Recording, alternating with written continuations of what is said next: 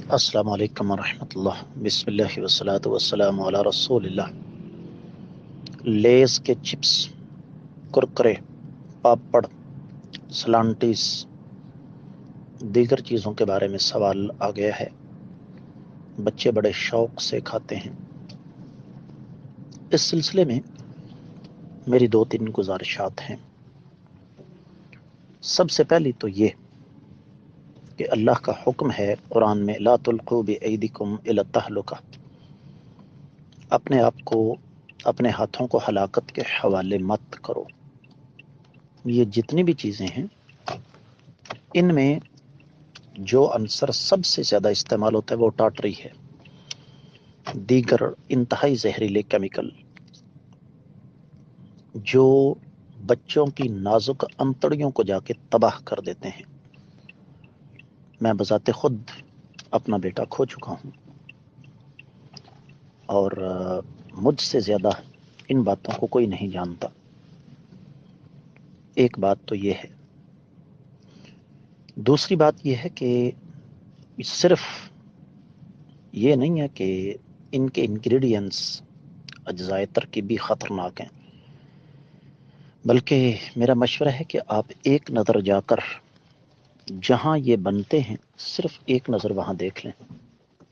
گندا تیل بار بار استعمال کیا جاتا ہے، اس کے نتیجے میں ان کے زہریلے پن میں اور زیادہ اضافہ ہو جاتا ہے، اور اس کے ساتھ ساتھ پھر چونکہ بچے نازک ہوتے ہیں، ان پر ان کا زہریلا پن زیادہ اثر انداز ہوتا ہے۔ تو ایک پہلو تو اس کا یہ ہے۔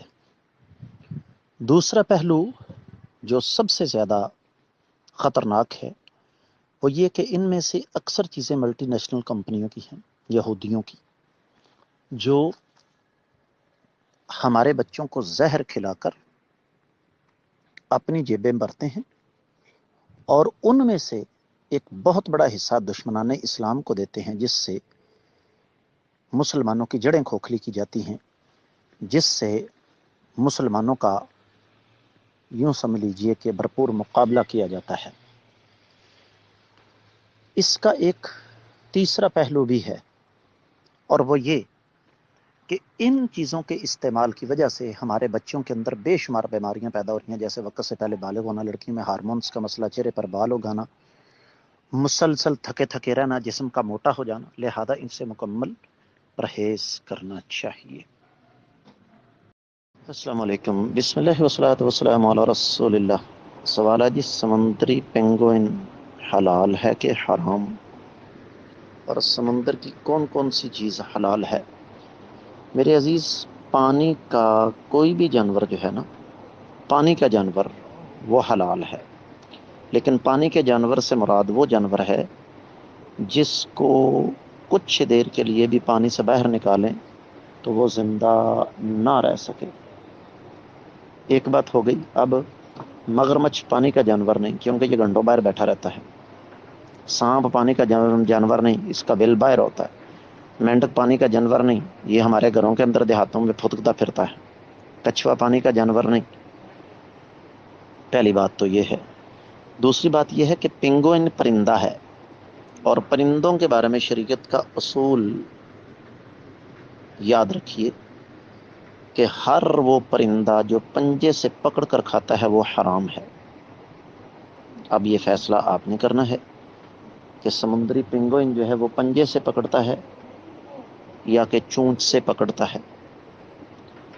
تو حلال و حرام کے سلسلے میں شریعت نے کچھ اصول بیان کیے ہیں۔ ویسے آپ کا یہ سوال ذرا اس حوالے سے حیرتناک ہے کہ ہمارے ہاں تو پینگوئن میں دلچسپی لینے والے لوگوں کا تناسب شاید 1% سے بھی کم ہوگا۔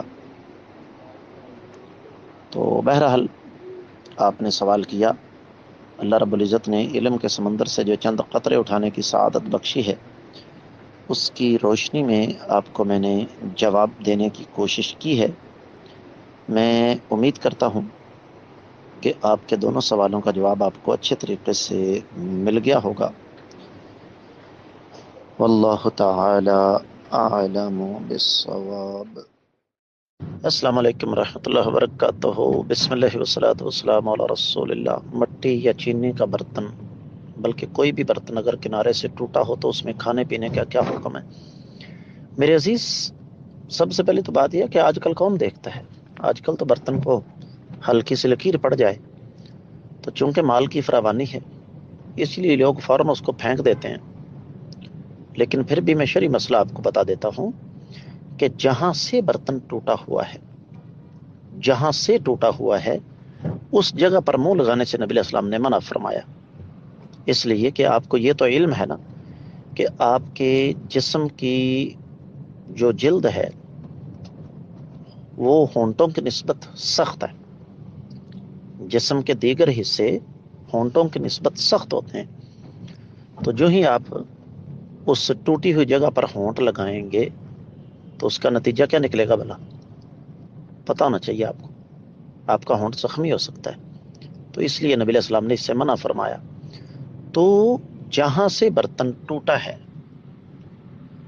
وہاں سے استعمال نہ کریں، آپ وہاں منہ نہ لگائیں. کنارہ سارے کا سارا تو ٹوٹا ہو نہیں سکتا، تو جس جگہ سے کنارہ ٹوٹا ہوا ہے آپ وہاں منہ نہ لگائیں، اس سے منع کیا گیا ہے. ہوتا یہ ہے کہ شریعت کا حکم کچھ ہوتا ہے، لوگ اسے سمجھے بغیر آگے پھیلانا شروع کر دیتے ہیں اپنے انداز میں، اور وہ انداز عام طور پر منفی ہوتا ہے.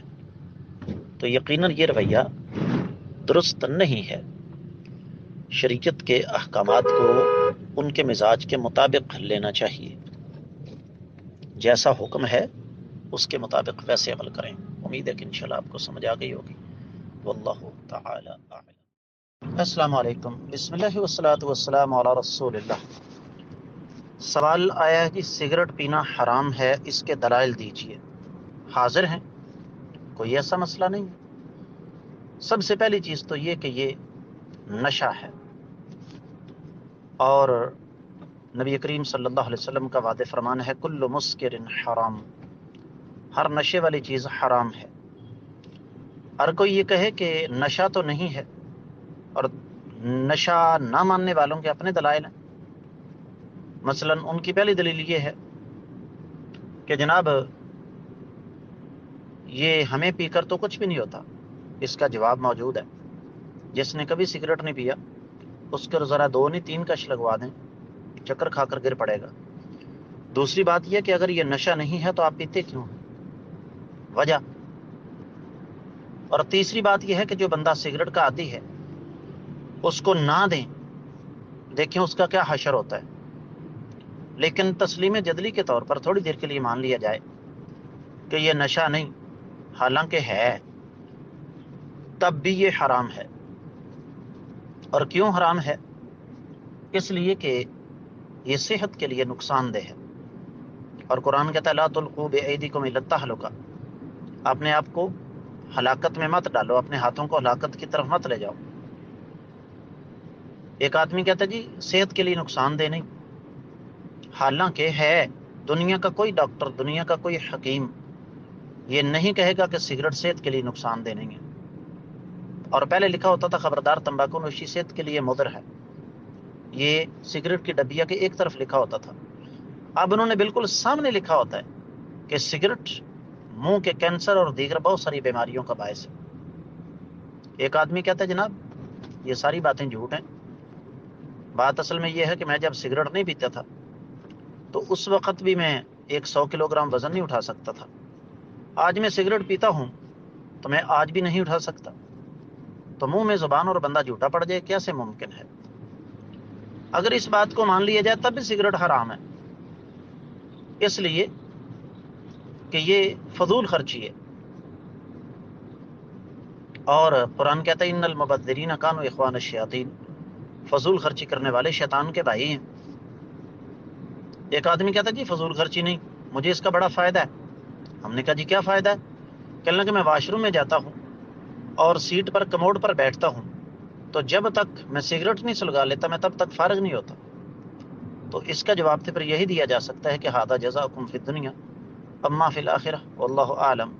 یہ تمہارا دنیا میں بدلہ ہے، آخرت میں تمہارے ساتھ کیا ہوگا یہ اللہ بہتر جانتا ہے۔ ایک بندہ کہتا ہے نہیں جی چھوڑیں اس بات کو، یہ فضول خرچی نہیں، تھوڑی دیر کے لیے مان لیا جائے کہ فضول خرچی نہیں، تب بھی یہ حرام ہے۔ اور کیوں حرام ہے؟ اس لیے کہ اس کے پینے سے منہ کے اندر بو پیدا ہوتی ہے۔ اور نبی کریم صلی اللہ علیہ وسلم نے سورہ تحریم پہلی آیت مبارکہ کی تفسیر جا کر دیکھیں، اپنے اوپر شہد جیسی چیز کو حرام قرار دے لیا تھا، کس وجہ سے کہ آپ کو بتایا گیا کہ آپ کے منہ سے بو آتی ہے، اور آپ نے فرمایا میں تو شہد ہی کھا کر آیا ہوں، آج کے بعد میں شہد نہیں کھاؤں گا، قسم کھائی آپ نے۔ آقا علیہ صلاۃ والسلام کسی چیز پر قسم کھا لیں وہ حرام ہو جاتی ہے۔ بعد میں نبی کریم صلی اللہ علیہ وسلم کو رب کائنات نے سمجھایا کہ آپ اللہ کی حلال کردہ چیزوں کو حرام قرار مت دیں، آپ نے پھر اس قسم کا باقاعدہ کفارہ دیا۔ اسی طریقے سے نبی کریم صلی اللہ علیہ وسلم نے کچا لہسن اور کچا پیاز کھا کر مسجد میں آنے سے منع فرمایا، اور کیوں فرمایا؟ اس لیے کہ ان کے کھانے سے منہ کے اندر بو پیدا ہوتی ہے۔ تو اس کا مطلب یہ ہوا کہ جو چیز منہ کے اندر بو پیدا کرے اس کا استعمال حرام ہے، اور سگریٹ پینے والے آدمی کے منہ سے تو بہت گندی بو آتی ہے، لہذا یہ حرام ہے۔ اور ایک آخری بات بھی آپ سماعت فرما لیں، ہم میں سے کوئی آدمی جو سگریٹ پینے والا ہے، اگر ہم اس سے کہیں کہ بھائی اپنی جیب سے 10 روپے کا نوٹ نکالو، بتی بنا کے اس کو آگ لگا دو، لگائے گا؟ کبھی نہیں لگائے گا۔ لیکن سگریٹ کی شکل میں کتنے نوٹوں کو آگ لگاتا ہے۔ اسی طریقے سے جو چین سموکر ہے اس سے کہیں مسجد میں آ کر سگریٹ پیو، کبھی بھی نہیں پیے گا۔ وجہ اس کی، وہ جانتا ہے کہ یہ اللہ تعالیٰ کے گھر کی حرمت کے خلاف ہے۔ اگر یہ حلال ہوتا، اگر یہ جائز ہوتا تو کبھی بھی مسجد میں آ کے آپ اسے پینے سے پرہیز نہ کرتے۔ تو حاصل کلام یہ ہے، بات ضد کی نہیں، سمجھنے سمجھانے کی ہے کہ سگریٹ حرام تھا، حرام ہے اور حرام رہے گا۔ امید ہے کہ آپ کو سمجھ آ گئی ہوگی۔ واللہ تعالی اعلم۔ السلام علیکم، بسم اللہ والصلاۃ والسلام علی رسول اللہ۔ سوال ہے جی آج کل ایسے کیک بنتے ہیں جن پر تصویریں بنتی ہیں، بت بنتے ہیں، ان کا کیا حکم ہے؟ ان کا حکم وہی ہے، نبی علیہ السلام نے فرمایا لعن اللہ المصورین، اللہ تعالیٰ کی لعنت ہے تصویریں بنانے والوں پر، لہذا ایسے کیک سے مکمل گریز کرنا چاہیے۔